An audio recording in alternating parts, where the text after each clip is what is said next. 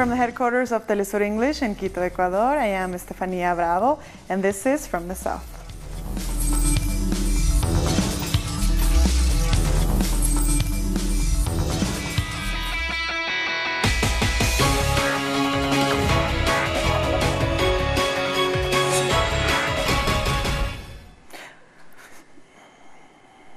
Bolivian President Evo Morales is warning that the United States and the Organization of American States are implementing a plan in order to try to defeat the Bolivarian Revolution in Venezuela.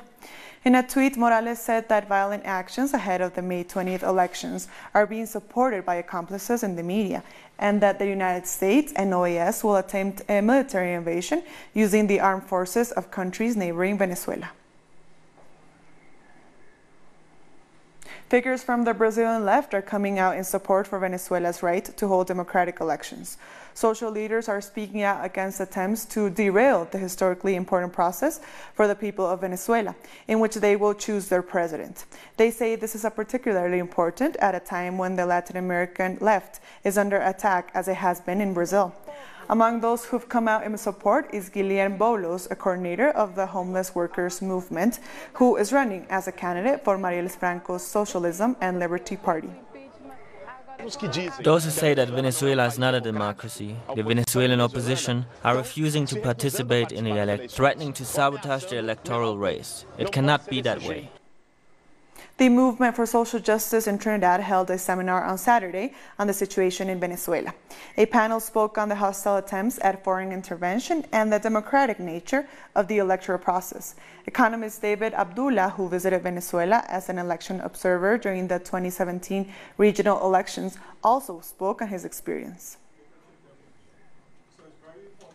Meanwhile, Chile's foreign minister wants members of the Lima group to put even more pressure on Venezuela when they meet for the last time before the May 20th election.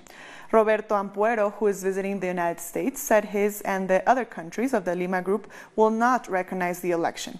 He added that Chile may not fill its empty ambassador seat in Caracas to send what he calls a clear signal. More than 100 Venezuelans have joined the Workers' Production Brigade in the factories of Yaracuy.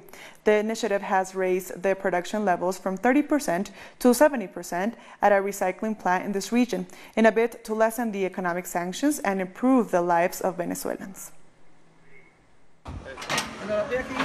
These workers are used to hard work, so it was a natural thing for them to take up the call to join the Workers' Production Brigade. I feel proud to belong to this brigade, where we fight not with weapons, but with our hands and with our conscience. In this factory, more than 80 men and women from 11 public and private businesses across several states of Venezuela have joined the battle to increase the production capacity of this gas cylinder recycling plant. There is no rest for us. The important thing is to live the country with our skilled workforce. We are a brotherhood of workers. We volunteer. We aren't charging anything.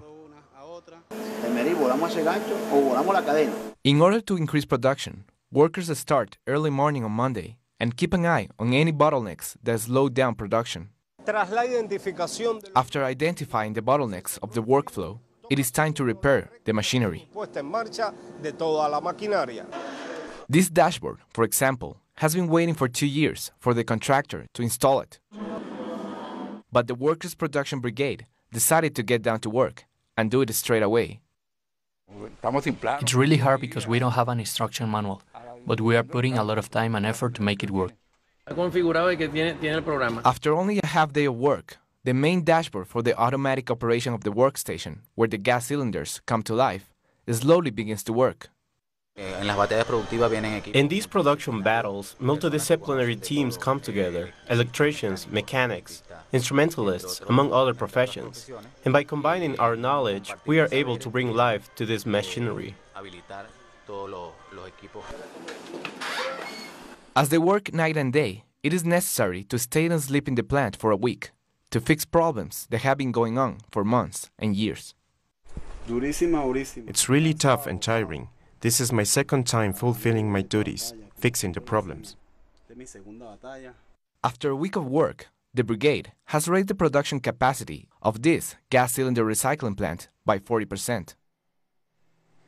Hundreds of people gathered in front of the U.S. Embassy in the Honduran capital, Tegucigalpa, on Saturday to protest Washington's decision to cancel the temporary protected status for 60,000 Honduran immigrants. The protest was organized by the Alliance of Opposition Against Dictatorship and urged the right-wing government of Juan Orlando Hernandez to negotiate TPS in exchange for continued U.S. presence at its military base. The Air Force Base houses nearly 600 U.S. troops. Former President Manuel Zelaya was among the opposition alliance leaders which headed the march. He cannot cancel an agreement without consulting with the government because it's an agreement that was signed between various parties. He cannot cancel unilaterally. What President Trump is doing with the Honduran people is arbitrary, and he also needs to understand that with respect to the immigration policies, we don't accept and we totally reject them, because they are at odds, and not only with the U.S. law, but they are against international treaties and against agreements signed with this country. In Nicaragua, the army has put out a statement affirming its support for dialogue with Cardinal Leopoldo Brenes as mediator in order to attain peace.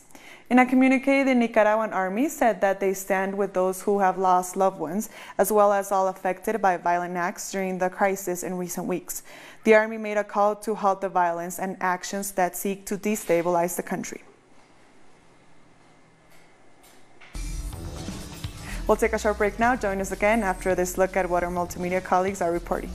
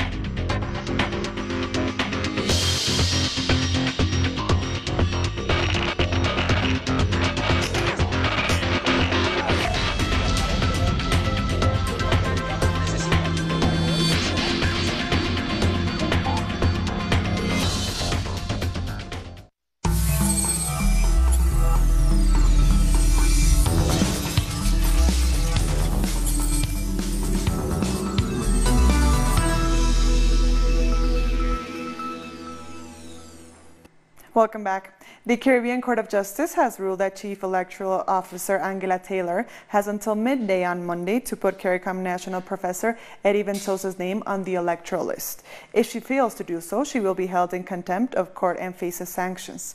The decision was made during a live link-up between Barbados and Trinidad. Ventos had challenged a decision by officials of the Electoral and Boundaries Commission not to place his name among those who are eligible to vote in the upcoming May 24th general election. The final electoral list is due on Friday. Newly formed party in Barbados, the United Progressive Party UPP, has launched its Orange Economy and presented its slate of candidates for the upcoming general election. The UPP is under the leadership of attorney Lynette Eastmont. They have been touting their creative economy as a plank on which to rebuild Barbados. Eastmont outlined some of her plans via a Facebook Live on Friday. the laws in Barbados now are becoming highly burdensome to business in Barbados and to people in Barbados. It is stifling us. There's so many regulations that you have to go through to get anything done that people are giving up. You know, they're leaving. Residents of the Caribbean may be faced with a possible serious outbreak of dengue fever in the region, according to the Caribbean Public Health Agency, also known as CARPA. CARPA is urging countries across the Caribbean to employ strict measures to adequately stem mosquito breeding. However, the organization has said nationals should, quote, gear up for the possibility of a major outbreak of dengue fever in 2018. Drums and tires are the main mosquito breeding sources in the region, according to their research. Since 2010, over 120 human rights defenders have been killed in Honduras. Most of these murders have gone uninvestigated, including those of people promised security by the government. Surviving human rights defenders say they continue to be threatened. Reports of harassment and persecution of human rights defenders continue in Honduras. They feel unsafe, regardless of government-set safety measures that should help them. In Bajo Aguan, we have security measures provided by the Inter-American Commission, but the government of Honduras has not been able to establish any real protection. Human rights defenders are often attacked by the police and the military during protests. This is the main reason why they don't believe the government has any intention of protecting them. At the moment, it is me and 3 other human rights defenders who are being targeted. We are harassed for defending students who are being imprisoned. Environmental defenders also say they receive constant threats and that the government has not listened to their concerns. All the government does is criminalize us and make our situation worse. We are highly vulnerable and our situation is getting worse because of the government's inaction. They simply ignore our demands. According to many, the issue is a lack of interest by authorities who don't listen to concerns or even investigate targeted killings. What makes things worse is the non-existence of public policies by Honduras leaders. It's very important to keep human rights defenders safe, but our leaders don't even have the will to do this. President Juan Orlando Hernández has described human rights organizations as institutions that do more than good, and that they damage the image of the country. In Colombia, the municipality of Puerto Valdivia, Antioquia, has suffered serious flooding after the destabilization of the Hidroituango tunnels. The hydroelectric plant engine's room flooded twice over the past 2 days, causing the evacuation of the population. The call to evacuate the area includes localities of Ituango, Briceño, Valdivia, among others, all located in the department of Antioquia. Senator Alexander Lopez is demanding that the government carry out investigation and implement guarantees for social leaders.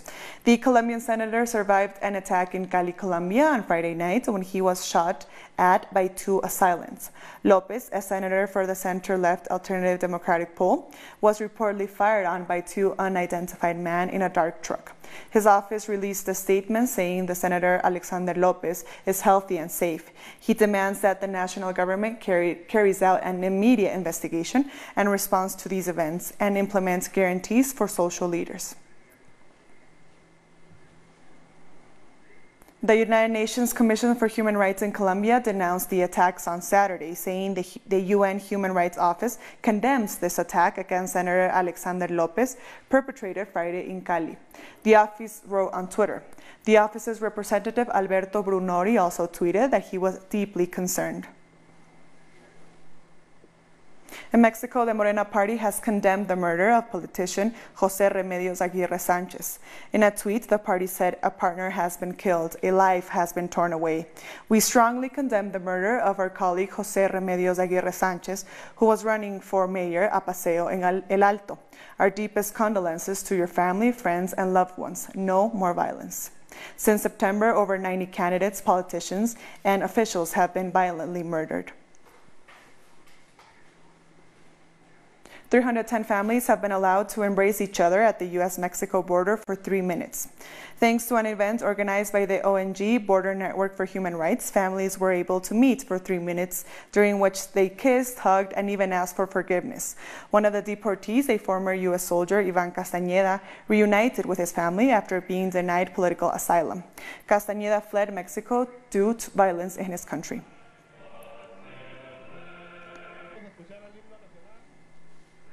I love you too, and I miss you with all my heart. I don't know how we're going to get through this, but we're going to be okay, all right?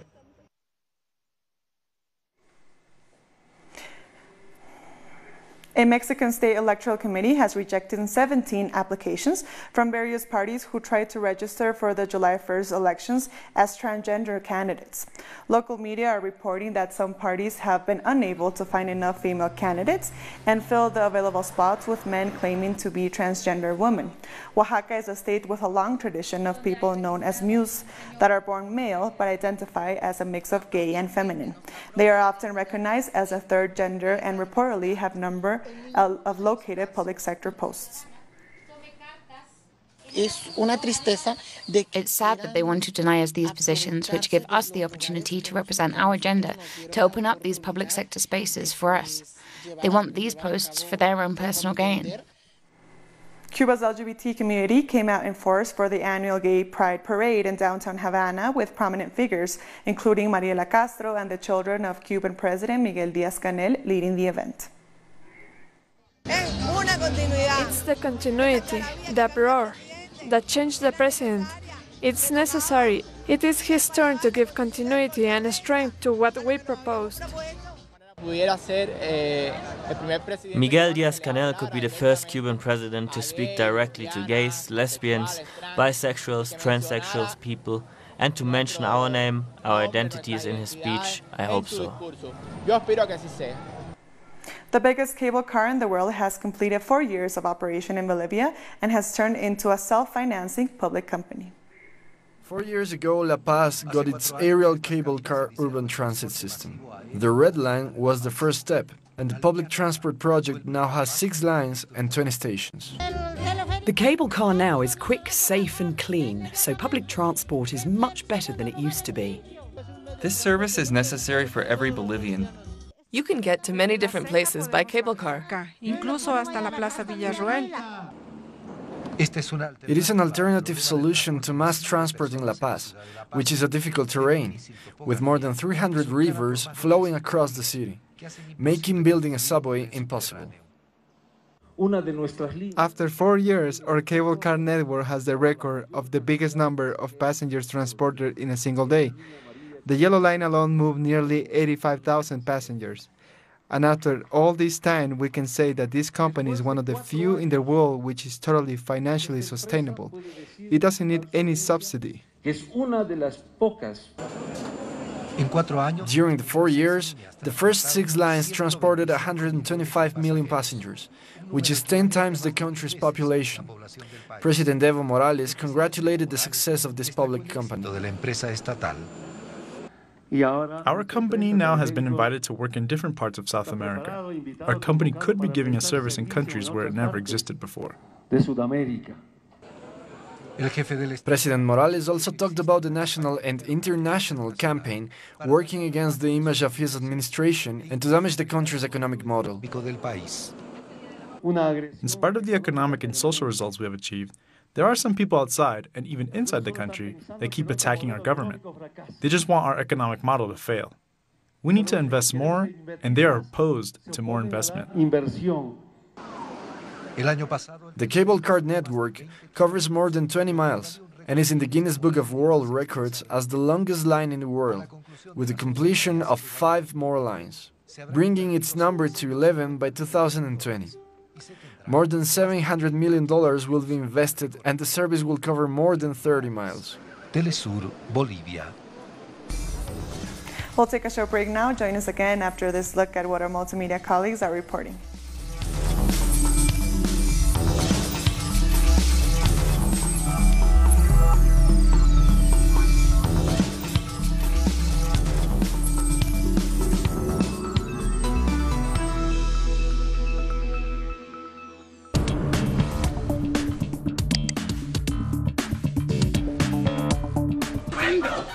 He's not supposed to be doing that. Out for me! I'm glad I'm recording this. He's not supposed to be doing that. Get your hands off me! Get your hands off me!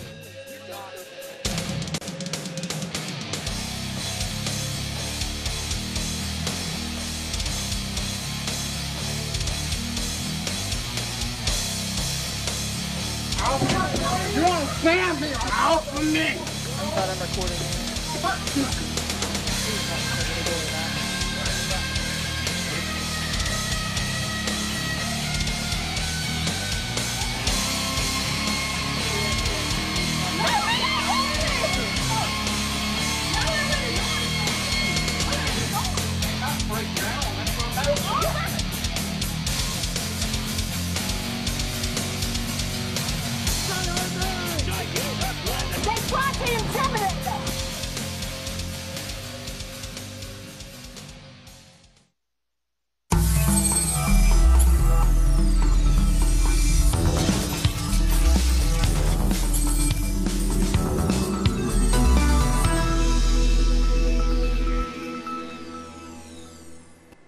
Welcome back. Israeli Prime Minister Benjamin Netanyahu has hosted a gala reception for an American delegation ahead of the official opening of the U.S. Embassy in Jerusalem on Monday.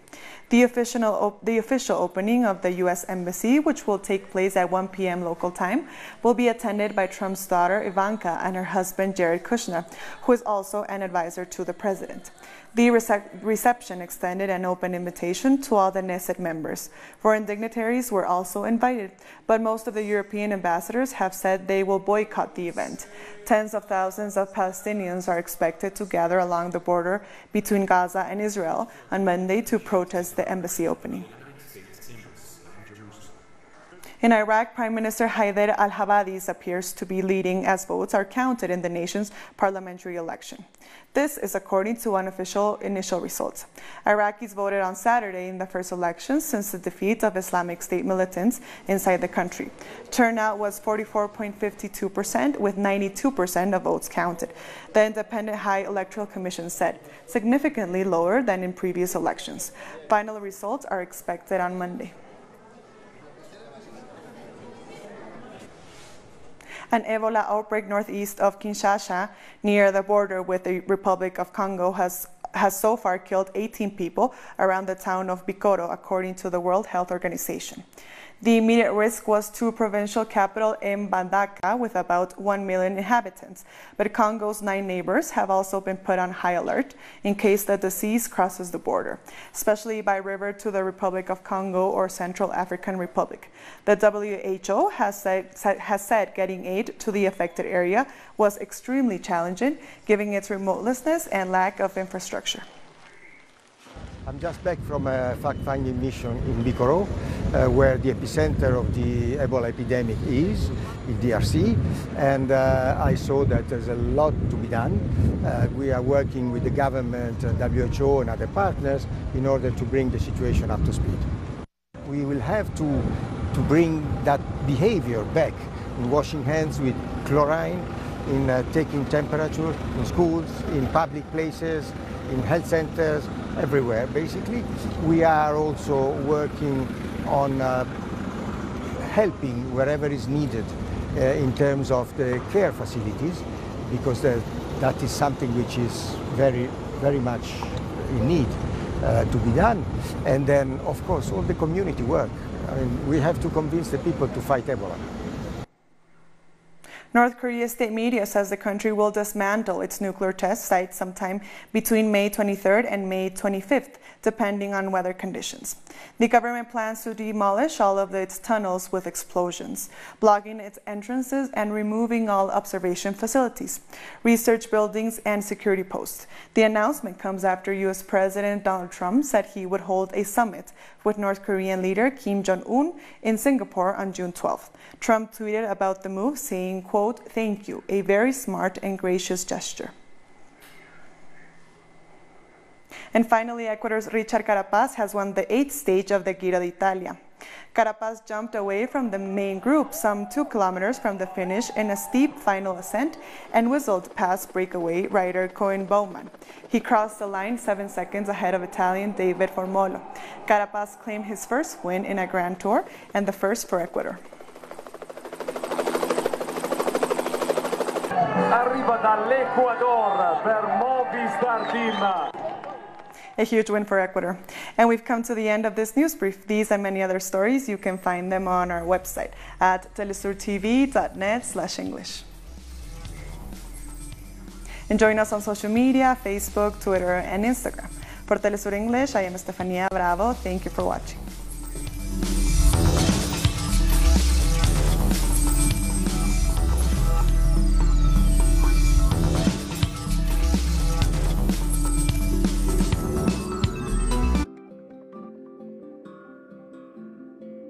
In South America and the Caribbean, we face challenges, looking for ways of contributing to solutions to the nations.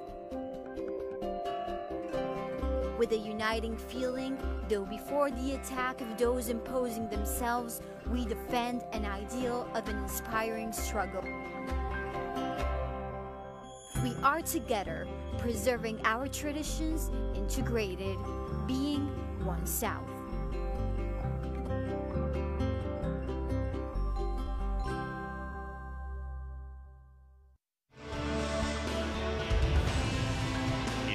Infested by inequalities, abuse of power, and injustice.